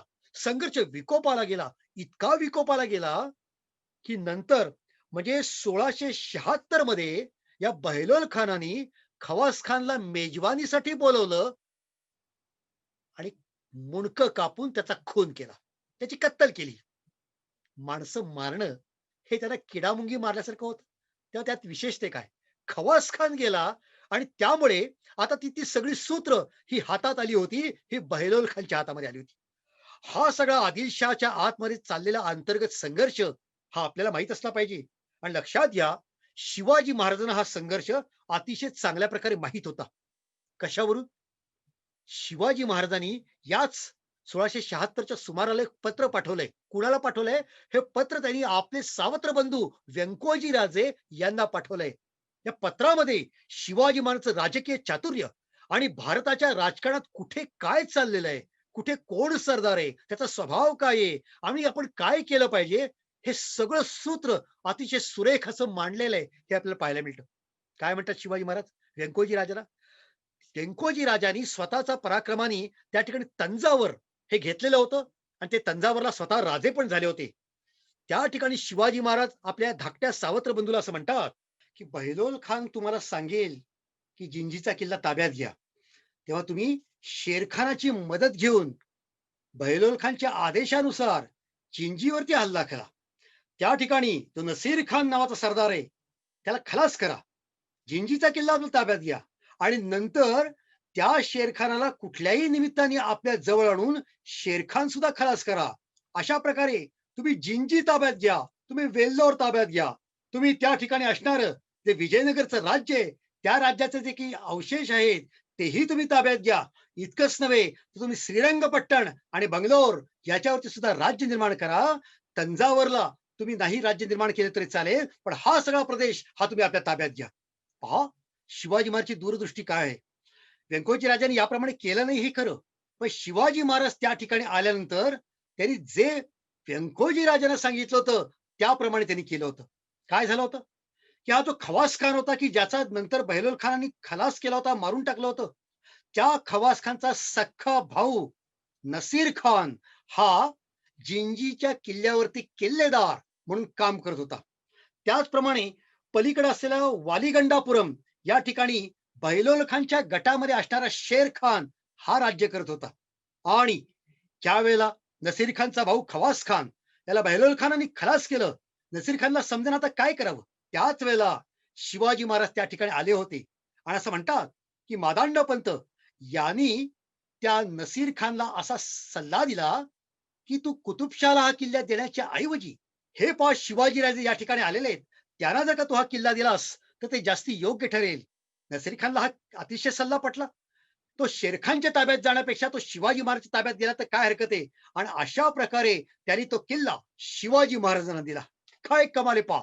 जिंजीसारखा अत्यंत सामर्थ्य संपन्न, अत्यंत बळकट, बुलंद, बेलाग आणि प्रचंड पसरलेला असा पूर्व किनाऱ्यावरती असलेला किल्ला हा शिवाजी महाराजच्या ताब्यात आला आणि त्या ठिकाणी हिंदवी स्वराज्याचा भगवा झेंडा हा डौलाने फडकायला लागला. जिंजी म्हणजे चंदीचा किल्ला हा शिवाजी महाराजांनी आता आपल्या ताब्यात घेतला होता. आता शिवाजी महाराजांनी काय करावं. शिवाजी महाराज पुन्हा एकदा उत्तर दिशेला गेले आणि त्या ठिकाणी असलेला वेल्लोरचा किल्ला याच्यावरती त्याने आक्रमण केलं. त्या ठिकाणी अब्दुल्ला खान नावाचा किल्लेदार अत्यंत कडवा हा त्या राज्य करत होता. जिंजीच्या किल्ल्याचं वर्णन करताना सभासदांनी असं म्हटलेलं आहे, तो कोट म्हणजे पृथ्वीवरचा दुसरा असा किल्ला नाही असा ताकदवान आहे. आणि खरोखरच आपण पाहत आहात की वेल्लोरचा किल्ला हा भुईकोट किल्ला आहे, जमिनीवरचा आहे, पण त्याच्या चारी बाजूनी खंदक आहे. त्या खंदकामध्ये पाणी आहे आणि त्या पाण्यामध्ये अनेक सुसरी आणि मगरी ही त्या काळात सोडलेल्या असायच्या. आणि ते म्हणून हा किल्ला जरी भुईकोट किल्ला असला तरी जिंकायला अत्यंत अवघड असा किल्ला होता. आणि शिवाजी महाराजांनी त्यांचे सरसेनापती हंबीरराव मोहिते यांनी प्रयत्नांची पराकाष्ठा सुरू केली की जिंजीच्या किल्ल्याच्या बरोबर वेल्लोरचा किल्ला सुद्धा आपल्या ताब्यामध्ये आला पाहिजे. बरेच दिवस संघर्ष केला पण हा किल्ला ताब्यात येत नव्हता. शिवाजी महाराजांना अनेक तिथे राजकारण साधायची होती आणि म्हणून त्यांनाही तिथे थांबायला वेळ नव्हता. काय केलं शिवाजी महाराजांनी. त्याची नजर त्या किल्ल्याच्या पूर्वेला असलेल्या दोन उत्तुंग पर्वत शिखरांकडे वळली. आणि शिवाजी महाराज काय म्हणतात की हा वेल्लोरचा किल्ला आपल्याला जर का घेता येत नसेल तर या पर्वतांवरती आपले किल्ले बांधा. आणि मग मराठी कारागीर, मराठी स्थपती त्या ठिकाणी कामाला लागले आणि त्या दोन डोंगरांच्या वरती त्यांनी आपले किल्ले बांधले. एकाच नाव ठेवलं साजरा आणि एकाच नाव ठेवलं गोजरा. आपण या ठिकाणी छायाचित्रामध्ये साजरा आणि गोजरा हे दोन किल्ले पाहत आहोत. मी 2 वर्षापूर्वी जेव्हा वेल्लोरला गेलो होतो, वेल्लोरच्या किल्ल्यामध्ये उभा होतो, मला माहित होतं की साजरा आणि गोजरा कुठे आहेत. तिथून मी माझ्या पुण्यातल्या मित्रांना फोन लावला, कुठे आहेत ते किल्ले. आणि त्यांनी सांगितलं, अरे बघ पूर्वेकडे तुला ते 2 किल्ले दिसतील. आणि मग अतिशय आनंदाने मला असं वाटलं की उडी मारावी आणि सर्वांना सांगावं ओरडून की हे पहा आमच्या शिवाजी राजांनी बांधलेले किल्ले तामिळनाडूच्या भूमीवरती अत्यंत अभिमानानं मान उंच करून उभे आहेत. साजरा आणि गोजरा हे जणू काही हिंदवी स्वराज्याचे डौलदार तुरे आता त्या तामिळनाडूच्या शिरपेचामध्ये महाराजांनी खोवले होते. महाराज तिथून निघाले. अर्थात वेल्लोरचा किल्ला घ्यायला जरी वेळ लागला तरी वर्षभराने का होईना हा वेल्लोरचा किल्ला हा मराठ्यांनी आपल्या ताब्यामध्ये आणला होता. आणि याच्यानंतर मात्र शिवाजी महाराज निघाले. आता शिवाजी महाराजच्या पुढे तिसरं प्रकरण होतं, ते म्हणजे शेर खान लोधी हा आदिलशाचा अत्यंत पराक्रमी, अत्यंत क्रूर असा सरदार. हा आदिलशाचा सरदार होता. त्याचप्रमाणे तो कुतुबशाला आणि दक्षिण भारतामध्ये असलेल्या अनेक हिंदू राजांना अत्यंत त्रासदायक असा बनला होता. आणि मग त्याचा बंदोबस्त केला पाहिजे असं शिवाजी महाराजांनी ठरवलं. आणि त्याप्रमाणे आता त्यांनी आपल्या राज्याची सूत्र, आपल्या सेनेची सूत्र ही हलवायला सुरुवात केली. आपण पाहतो की शिवाजी महाराज हे जेव्हा जिंजीला होते त्यावेळेला तिरुवाडी हे जे ठिकाण आहे त्या ठिकाणी हा शेरखान हा बसलेला होता आणि शिवाजी महाराज एक प्रकारे योजना आखत होते की कशा प्रकारे आपण या शेरखानाला आता आपल्या कब्जामध्ये आणलं पाहिजे. आणि त्याप्रमाणे शिवाजी महाराजांनी पहिल्यांदा काय केलं असेल तर वालिदपूर हे गाव आपल्याला दिसत आहे. या वालिदपूरला त्या ठिकाणी जो शेरखान लपलेला होता याच्या सगळ्या परिसरामध्ये शिवाजी महाराजांनी आपलं सैन्य नेलं आणि काय केलं तर वालिदपूरला असलेल्या शेरखानाला रसद मिळणार नाही, अन्न पाणी मिळणार नाही, जनावरांना चारा मिळणार नाही, अशा प्रकारे परिसर उद्ध्वस्त केला. आणि त्या ठिकाणी जाणाऱ्या बैलगाड्या असतील किंवा रसद पुरवठा करणारे जे कोणी व्यापारी असतील त्यांच्यावरती हल्ले केले. आणि या शेरखानाची उपासमार कशी होईल याच्या दृष्टीनं शिवाजी महाराजांनी प्रयत्न केले. त्याचप्रमाणे आपण बघतो आहोत हा जो सगळा पश्चिमेकडचा भाग आहे, शिवाजी महाराजांची सेनेची एक तुकडी ही या भागातनं जात होती. मग त्याच्यामध्ये पानेमुले, तिरुवनमलाई, त्यानंतर उलुंदूर पेट्टाई, नल्लूर, वेप्पूर, रंजनगुडी, वालिगोंडापुरम, पेरंबूर या सगळ्या भागामध्ये शिवाजी महाराजांनी आपली एक तुकड्या नेल्या आणि हा सगळा परिसर आपल्या ताब्यामध्ये घेतला. की याचा अर्थ असा की या तिरुवाडीमध्ये असलेल्या शेरखानानं जर का पश्चिम दिशेला पळून जाण्याचा प्रयत्न केला तर त्याला जाता येऊ नये अशा प्रकारची व्यवस्था हे शिवाजी महाराज करत होते. शेवटी त्या ठिकाणी असलेला हा जो तिरुवाडीच्या किल्ल्यामध्ये लपलेला शेरखान होता त्या ठिकाणी त्यांनी बघितलं की शिवाजी महाराजांनी आता तिथे आक्रमण केलेलं आहे. शिवाजी महाराजांनी या ठिकाणी आपल्या गनिमी काव्याच्या तंत्राचा अनोखा आविष्कार घडवला आणि या तिरुवाडीच्या किल्ल्याच्या समोर आणलेलं होतं शिवाजी महाराजांनी आपलं पायदळ. किल्ल्यावरून त्या ठिकाणी शेरखानाने बघितलं आणि तो म्हणला समोर पायदळ तर आहे, याच्यावरती मी हल्ला करतो आणि सगळं उद्ध्वस्त करतो. आणि म्हणून आपलं अश्वदळ म्हणजे आपलं घोडदळ घेऊन किल्ल्यातून प्रचंड सैन्य घेऊन हा शेरखान बाहेर पडला आणि गर्जना करत करत शिवाजी महाराजच्या पायदळावरती तुटून पडला. पण इथं काय केलं होतं शिवाजी महाराजांनी, पलीकडच्या बाजूला शिवाजी महाराजचं घोडदळ हे लपून बसलं होतं आणि अचानक शिवाजी महाराजचं घोडदळ सुद्धा हर हर महादेवच्या गर्जना करत करत त्या ठिकाणी शेरखानाच्या सैन्यावरती तुटून पडलं आणि या परिसरात तुंबळ युद्ध झालं. आणि शेरखानाच्या लक्षात आलं आपण फसलो, आपण किल्ल्याच्या बाहेर पडलो, इथंच आपली चूक झाली. हे युद्ध सरकत सरकत हे किल्ल्याच्या दिशेने चाललं होतं. वास्तविक पाहता या किल्ल्यावरती प्रचंड उत्तम दर्जाचा तोफखाना होता, दारुगोळा होता. पण वरती असलेल्या तोफखान्याच्या लोकांना समजत होतं की आता जर का आपल्या तोफेतले गोळे पडले तर ते कुणावरती पडतील, आपल्या शेरखानाच्या सैन्यावरती पडतील. आणि मग तोफा होत्या पण त्याचा उपयोग शून्य. आता किल्ल्याचा दरवाजा उघडला असता तर त्या किल्ल्याच्या दरवाजातून तिथं शेरखानही आतमध्ये गेला असता पण मराठेही आतमध्ये गेले असते आणि म्हणून तीही युक्ती त्यांना करता येत नव्हती. आणि म्हणून शेवटी नाईलाजानं हा शेरखान निघाला आणि आला त्याच्याही दक्षिणेला असलेल्या या भुवनगिरी या ठिकाणी तो आला. आणि भुवनगिरीला येऊन त्यांनी आपलं रक्षण करावं असा प्रयत्न सुरू केलेला होता. पहा या ठिकाणी त्यांनी भुवनगिरी इथे तो आला. आणि मग शिवाजी महाराजांनी काय केलं तर तिरुवाडी असेल किंवा लांब असेल रंजनगुडी आणि वालिगोंडापुरम या ठिकाणी हल्ले केले. आणि त्या ठिकाणी या शेरखानाचा मुलगा, शेरखानाचा सासरा आणि त्याचे जे अनेक नातेवाईक होते त्यांना शिवाजी महाराजांनी आपल्या कैदेमध्ये घेतलं. इतकंच नव्हे, या पलीकडे बाजूला फ्रेंच आहेत, पोर्तुगीज आहेत, यांच्याकडून सुद्धा पॉंडेचेरीतून त्याला मदत मिळणार नाही अशी व्यवस्था केली. या शेरखानाला असं वाटत होतं की आपल्या रक्षणाला खुद्द बहलोल खान येईल, पण बहलोल खान सुद्धा येणार नाही याची सुद्धा व्यवस्था ही शिवाजी महाराजांनी केली होती. आणि चारही बाजूनी आता कुठलाही उपाय चालत नाही हे बघितल्यानंतर दिनांक 7 जुलैला शेर खान हा शिवाजी महाराजांच्या समोर शरण आला. आणि शिवाजी महाराजांनी त्याला पराभूत झाल्यानंतर योग्य ती खंडणी घेतली, त्याच्या मुलाला आपल्या ताब्यामध्ये ठेवलं. खंडणी मिळाल्यानंतर मगच त्याची मुक्तता केली आणि शेरखानला तिथून हाकलून दिलं.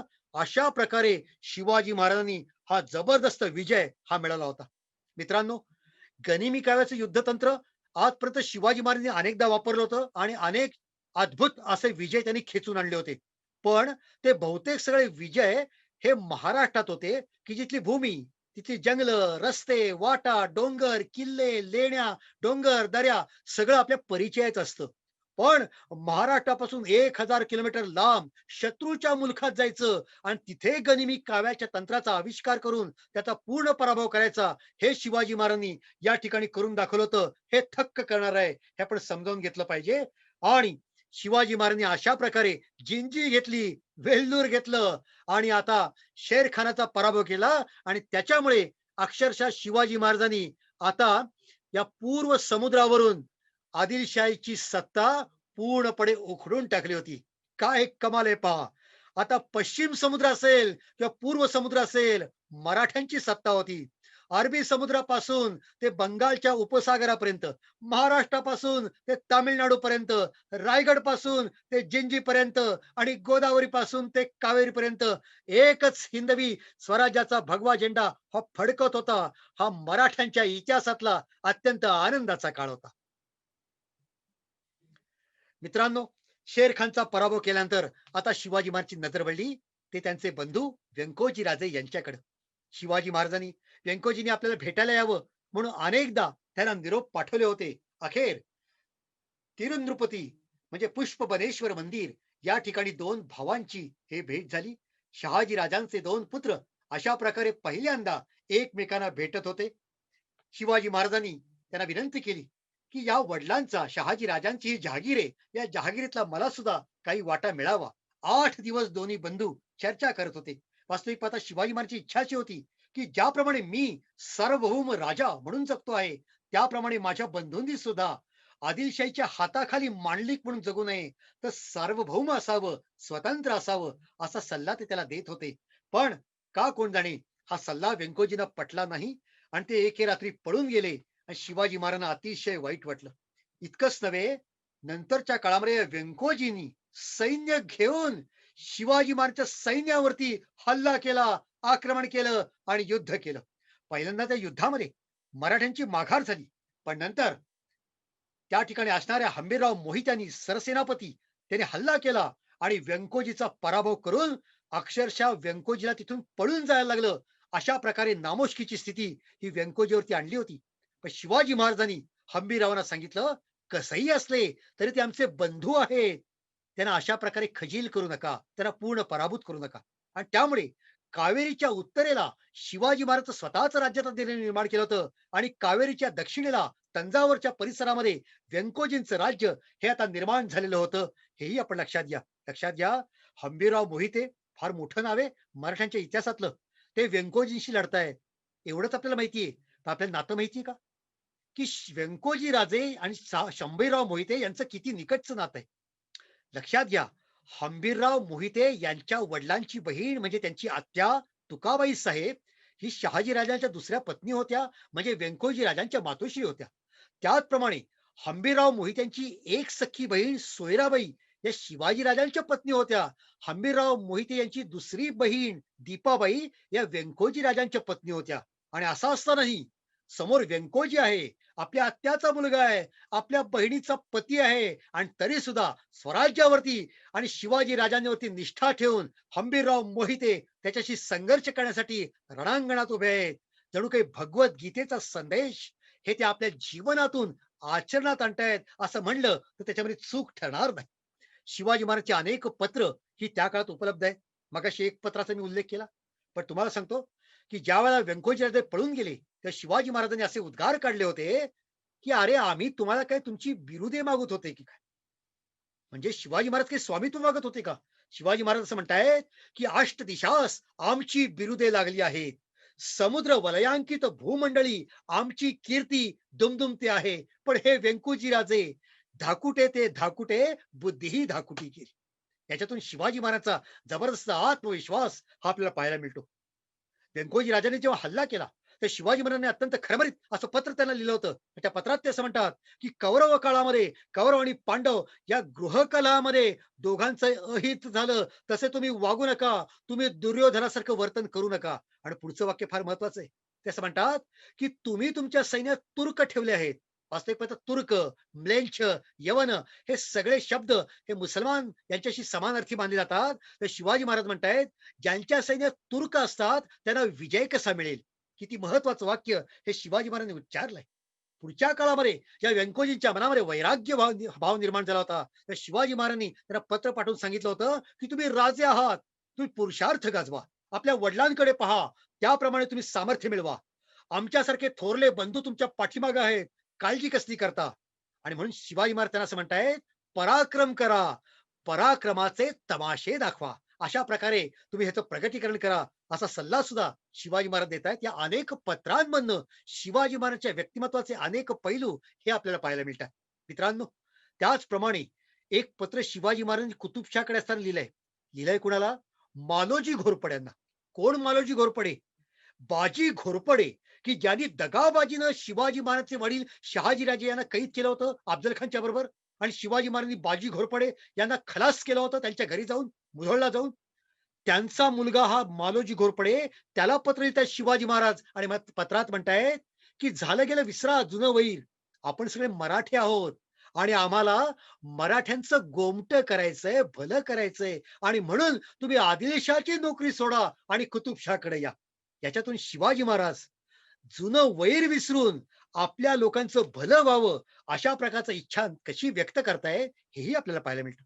शिवाजी महाराज जेव्हा परत महाराष्ट्राकडे यायला निघाले, त्या वाटेमध्ये त्यांनी जी अनेक गावं घेतलेली होती, त्या गावातली अनेक ठिकाणं व्यंकोजी राजांच्या पत्नी दीपाबाई साहेब यांना चोळी बांगडीसाठी म्हणून भेट दिली होती. त्याच्यामध्ये बंगळूर आहे, होसकोट आहे, शिरे आहे, या जागा त्यांनी दिल्या होत्या. म्हणजे ज्या व्यंकोजी राजांनी आपल्याशी युद्ध केलं, त्यांच्याबद्दल हे प्रेम आणि हे ममत्व शिवाजी महाराजांनी दाखवून दिलंय, हेही आपल्याला लक्षामध्ये येतं. मार्टिन नावाचा फ्रेंच अधिकारी शिवाजी महाराजचं कौतुक करताना म्हणतो, की या राजाने इथे आल्यानंतर इथली गुलामगिरी हे बंद केलेली आहे. शिवाजी महाराजांनी अनेक पाळेगार म्हणजे हिंदू संस्थानिक आणि सरदार यांच्याशी तह केले, करार केला आणि त्यांच्याशी स्नेहभाव हा निर्माण केला होता. मित्रांनो, शिवाजी महाराजचं हे सगळं दक्षिण दिग्विजय हा राजकीय दृष्ट्या अत्यंत महत्वाचा ठरलाच, पण धार्मिक दृष्ट्या सुद्धा आपण याचं महत्व समजावून घेतलं पाहिजे. काय लक्षात येतं? पहा, शिवाजी महाराज कुतुबशाहला भेटल्यानंतर पहिल्यांदा गेले होते ते श्रीशैल्यम या ठिकाणी गेले होते, की जे आपल्याला ज्योतिर्लिंगांपैकी एक असं मानलं जातं. असं त्या ठिकाणी कथा सांगितली जाते, की त्या ज्योतिर्लिंगाची पूजा करत असताना, आराधना करत असताना शिवाजी महाराजांच्या मनामध्ये उच्च आध्यात्मिक विचार दाटून आले. हे जीवन व्यर्थ आहे असं वाटलं आणि या शिवलिंगावरती पुष्प अर्पण करता करता आपलं शिरकमल सुद्धा अर्पण करावं अशा प्रकारची भावना निर्माण झाली असं सांगितलं जातं.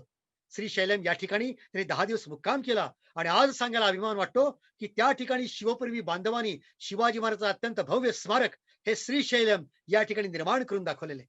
त्या ठिकाणी काव्य उपलब्ध आहे आणि असं म्हणतात, की ते काव्य स्वतः शिवाजी महाराजांनी रचलेलं आहे. त्या काव्यातल्या काही ओळी मी तुम्हाला ऐकवतो. त्यात असं म्हणतायत, नासिवंत सुखासाठी अंतरला जगजेठी, नाही नाही याते गोडी, 184च्या जोडी, मनुष्य जन्म गेल्या वरे, काय करशील बारे, शिवराज सांगे जना, म्या तो सोडली वासना, म्या तो सोडली वासना. अशा प्रकारे श्री शैल्यम याचं दर्शन त्यांनी घेतलं होतं. ते तिरुपतीला गेले होते, तिथल्या बालाजीचं दर्शन त्यांनी घेतलं होतं आणि वाटेत अनेक हिंदू मंदिरांना त्यांनी भेटी दिल्या होत्या. त्या काळामध्ये अनेक कागदपत्रातून आपल्याला अशी माहिती मिळते, की त्या ठिकाणी इस्लामिक बादशाहांची राजवट सुरू झाल्यानंतर अनेक मंदिरं बंद पडली. उत्सव, यात्रा, जत्रा हे बंद पडले होते. पण शिवाजी महाराज आले, त्यांनी प्रवास केला आणि त्याचा परिणाम असा झाला, की पुन्हा एकदा त्या ठिकाणी हिंदूंचे सण, उत्सव, परंपरा, यात्रा, जत्रा याला प्रारंभ झालेला होता. त्यानंतर शिवाजी महाराजांचं आणखीन एक वैशिष्ट्य आपण समजावून घेतलं पाहिजे. शिवाजी महाराज तिरुवन्नमलई या ठिकाणी गेले होते आणि त्या ठिकाणी त्यांना समजलं, की इथे 2 सुंदर, एक विष्णूचं आणि एक शंकराची अशी मंदिरं होती. पण इस्लामिक आक्रमणामध्ये ती मंदिरं भंग पावली आणि त्या ठिकाणी मशिदी निर्माण करण्यात आल्या. काय केलं शिवाजी महाराजांनी? त्याने आपल्या सैनिकांना सांगितलं, या मशिदी पाडून टाका आणि त्या ठिकाणी आपली हिंदूंची सुंदर मंदिरं पुन्हा बांधा. लक्षात घ्या, शिवाजी महाराजचं धार्मिक धोरण. आम्ही कधीही दुसऱ्या परकीय लोकांच्या धर्मस्थानावरती हल्ले करणार नाही, पण कोणी जर का हिंदूंची मंदिरं उद्ध्वस्त करून त्याची विटंबना करणार असेल तर तेही आम्ही सहन करणार नाही. त्या मशिदीच्या जागी आम्ही पुन्हा आमचं मंदिर बांधणार. आणि मित्रांनो, सोमाती पेरुमल हे विष्णूचं मंदिर आणि शोणाचलपती हे शंकराचं मंदिर या तिरुवन्नमलई या गावामध्ये शिवाजी महाराजांनी पुन्हा बांधलं. एक तामिळ ग्रंथ आहे, नारायण पुलकेत या ग्रंथामध्ये ही कथा आपल्याला पाहायला मिळते. त्याचप्रमाणे राज्य व्यवहार कोश हा जो ग्रंथ आहे याच्या उद्बोधात म्हणजे प्रस्तावनेमध्ये सुद्धा ही कथा ही आपल्याला वाचायला मिळते. हे केवढं महत्वाचं काम हे शिवाजी महाराजांनी केलं होतं. त्या दोन मंदिरांच्या ठिकाणी त्यांनी गायींचं पूजन केलं. त्याचप्रमाणे कार्तिक पौर्णिमेला दरवर्षी त्या ठिकाणी भव्य असा दीपोत्सव होईल याची सुद्धा व्यवस्था लावून दिली होती. आज सुद्धा तो दीपोत्सव त्या परिसरात चालू आहे. आपण आतापर्यंत बघितलं की शिवाजी महाराजांनी कशा प्रकारे अनेक हिंदूंच्या मंदिरांना भेटी दिल्या. पण आपल्याला माहितीये की शिवाजी महाराज जिवंत असताना म्हणजे हयात असताना शिवाजी महाराजची मूर्ती कुठे निर्माण झाली होती? शिवाजी महाराजचं एक मंदिर महाराष्ट्रात आहे, सिंधुदुर्ग या किल्ल्यामध्ये. पण ते शिवाजी महाराजच्या मृत्यूनंतर बांधलेलं आहे. पण लक्षात घ्या, 3 ठिकाणी शिवाजी महाराजांची मूर्ती निर्माण झालेली ही आपल्याला या दक्षिण भारतातल्या प्रवासामध्ये पाहायला मिळते. पहिल्यांदा ज्या श्रीशैलम या ठिकाणी शिवाजी महाराज गेले होते, त्या मंदिराच्या उत्तरेला असणारं जे गोपूर आहे, ते शिवाजी महाराजांनी बांधलेलं आहे. त्याला आज सुद्धा शिवाजी गोपूर असं म्हणलं जातं आणि त्या शिवाजी गोपुरावर शिवाजी महाराजची मूर्ती ही आपल्याला पाहायला मिळते. त्याचप्रमाणे ज्या पुष्पबनेश्वर मंदिरामध्ये शिवाजी महाराज आणि व्यंकोजी राजे यांची भेट झाली होती, त्या मंदिरामध्ये अश्वारूढ आणि हातामध्ये तलवार घेतलेली अशी शिवाजी महाराजचं शिल्प हेही आपल्याला पाहायला मिळतं. आणि शिवाजी महाराज महाराष्ट्रामध्ये परत येत असताना यादवाड या ठिकाणी बेलवडी ही जी गढी आहे, त्या गढीमध्ये असणाऱ्या मल्लाप्पा देसाईन, ज्याला सावित्रीबाई असा किताब नंतर देण्यात आला होता, त्यांचा आणि मराठ्यांच्या सैनिकांचा संघर्ष झाला होता. त्या संघर्षामध्ये नंतर मल्लाप्पा यांचा पराभव झाला. पण शिवाजी महाराज त्यांना आश्रय दिला, आधार दिला, त्याचं रक्षणाची आपली व्यवस्था ठेवली आणि त्यांच्या पुत्राला आपल्या मांडीवर घेतलं. ते यादवाड या ठिकाणी पाहायला मिळतं आणि त्याच्यामध्ये शिवाजी महाराज त्या लहान बाळाला आपल्या मांडीवर घेतायत आणि दूध पाजतायत असा सुंदर प्रसंग कोरलेला आहे. आपल्याला लक्षात येत आहे का की शिवाजी महाराज जिवंत असताना 3 ठिकाणी त्यांची मूर्ती निर्माण झाली होती. पण ती महाराष्ट्रात नाही, एक कर्नाटकामध्ये, एक आंध्रमध्ये आणि एक तामिळनाडूमध्ये निर्माण झाली होती. याचा अर्थ असा की शिवाजी महाराज मराठ्यांचे राजे होते. याचा अर्थ ते तामिळी, तेलुगू, मल्याळम, कन्नड या लोकांचे शत्रू नव्हते, तर त्यांनाही लोकांना ते अत्यंत आदरणीय देवते समान वाटत होते. हे शिवाजी महाराजचं व्यक्तिमत्व कसं होतं हे सांगणारं निदर्शक आपल्याला पाहायला मिळते. मित्रांनो, शिवाजी महाराजचा दक्षिण दिग्विजय आपण पाहिला, याचा परिणाम नंतर काय झाला? दुर्दैव असं आहे की शिवाजी महाराजांना फक्त 2च वर्ष नंतर आयुष्य मिळालं. तर शिवाजी महाराजांकडून 10 किंवा 15 वर्ष जगले असते तर नक्कीच या दक्षिण दिग्विजयाचा परिणाम त्यांच्या आयुष्यात आपल्याला पाहायला मिळाला असता. पण नेमकं जर का सांगायचं तर शिवाजी महाराजांच्या राज्याचा विस्तार झाला फार दक्षिणेमध्ये. आपल्याला नकाशातून असं पाहायला मिळतं की शिवाजी महाराजांच्या आधी, दक्षिण दिग्विजयाच्या आधी शिवाजी महाराजांचं राज्य छोटं होतं आणि आदिलशाह प्रचंड विस्तारलेला होता, पश्चिम किनारपट्टीपासून ते पूर्व समुद्रापर्यंत. पण शिवाजी महाराजांनी दक्षिण दिग्विजय केला आणि पहा आदिलशाची ताकद किती कमी झालेली आहे आणि शिवाजी महाराज पार पूर्व समुद्रापर्यंत पोहोचले. हा शिवाजी महाराजचा राज्य विस्तार हा फार महत्वाचा आहे. आता शिवाजी महाराज हे एक साम्राज्यकर्ते सम्राट झाले होते असं म्हणलं तर चूक ठरणार नाही. शिवाजी महाराजांनी कुतुबशाह सारखा जबरदस्त मित्र आता मिळवलेला होता. त्याचप्रमाणे संरक्षणासाठी जागा मिळवली होती. जर का औरंगजेबाचं आक्रमण झालं आणि त्याने आपल्याला कोंडलं तर आपल्याला पळून जाण्यासाठी जागा आहे. करा कल्पना, जेव्हा औरंगजेब नंतर आला, संभाजी महाराजांचा मृत्यू झाला आणि राजाराम महाराज सुद्धा आता संकटात सापडले होते. जर का जिंजीचा किल्ला शिवाजी महाराजांचे जिंकून घेतला नसता तर राजाराम महाराजांना महाराष्ट्रात औरंगजेबाने कोंडून ठेवलं असतं आणि ते मराठ्यांना महागात पडलं असतं. पण राजाराम महाराजांना माहित होतं की जिंजीचा किल्ला तामिळनाडूत आपल्याकडे आहे आणि म्हणून ते तामिळनाडूला गेले आणि 9 वर्ष तिथे आश्रय घेतला आणि म्हणून ते वाचले, स्वराज्य वाचलं आणि त्यामुळे नंतरच्या काळामध्ये आपल्याला प्रचंड मोठा विस्तार हा करता आला. आणि मग शिवाजी महाराजांनी या दक्षिण दिग्विजयाला एक शब्द वापरलाय, थोरली मसलत. हे फार मोठी योजना शिवाजी महाराजची होती. त्याला त्याला थोरली मसलत असं म्हणतायत. नंतरच्या काळामध्ये प्रचंड पैसा मिळाला.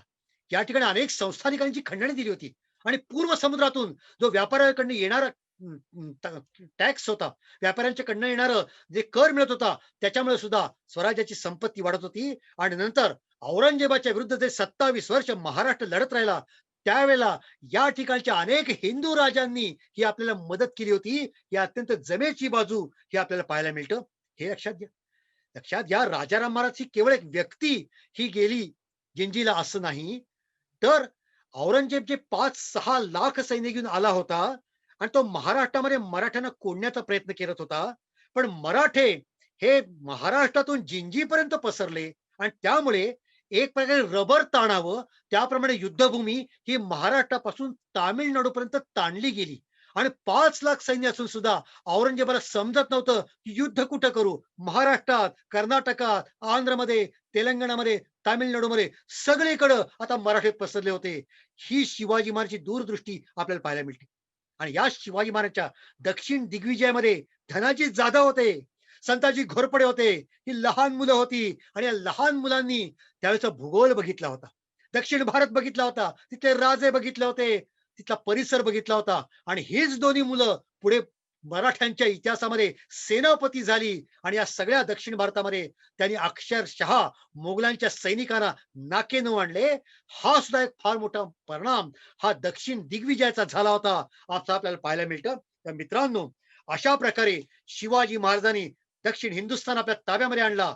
म्हणून औरंगजेबाच्या 27 वर्षाच्या संघर्षाच्या काळामध्ये महाराष्ट्र वाचला, स्वराज्य वाचलं, छत्रपती वाचले आणि शिवाजी महाराजचं स्वप्न सुद्धा सुरक्षित राहिलं. आणि औरंगजेबाच्या मृत्यूनंतर अवघ्या 100 वर्षामध्ये तंजावर पासून पेशावर पर्यंत आणि अटक पासून कटक पर्यंत विशाल हिंदवी साम्राज्य आपण निर्माण करू शकलो. आणि म्हणून हा दक्षिण दिग्विजय आपण समजावून घेतला पाहिजे. शिवाजी महाराजांच्या दक्षिण दिग्विजयाचं वर्णन करताना एका इंग्रजी पत्रामध्ये असं लिहिलं आहे की या शिवाजी राजाची तुलना करायची असेल तर ती जगप्रसिद्ध सेनापती अलेक्झांडर, ज्युलियस सीझर, हॅनिबल किंवा सर्टोरियस यांच्याशी करावी लागेल. इतकंच नाही, तर त्या पत्रात पुढे असे म्हटलेले आहे की या शिवाजी राजाने आता असे ठरवले आहे की विजापूरवरती हल्ला करायचा, विजापूर जिंकून घ्यायचं आणि तिथून थेट दिल्लीवरती हल्ला करून औरंगजेबाला कैदेत टाकायचं. अशा प्रकारे या राजाची महत्वाकांक्षा आहे. मित्रांनो, या इंग्रजांनी लिहिलेल्या पत्रावरून आपल्याला लक्षात येतं की शिवाजी महाराजांच्या दक्षिण दिग्विजयाचं महत्व इंग्रजांना सुद्धा किती वाटत होतं. आज मी या ठिकाणी माझे विचार व्यक्त केले. पुन्हा एकदा शिवाजी महाराजांना मानाचा मुजरा करतो आणि एवढंच म्हणतो, देखो मुल्क मराठों का ये यहाँ शिवाजी डोला था, मुगलों की ताकत को जिसने तलवारों पे तोला था, हर पर्वत पे आग लगी थी, हर बच्चा एक शोला था, बोली हर हर महादेव की, बच्चा बच्चा बोला था, शेर शिवाजी ने रखी थी, लाज हमारे शान की, इस मिट्टी से तिलक करो, ये धरती है बलिदान की, ये धरती है बलिदान की. जय भवानी, जय शिवाजी.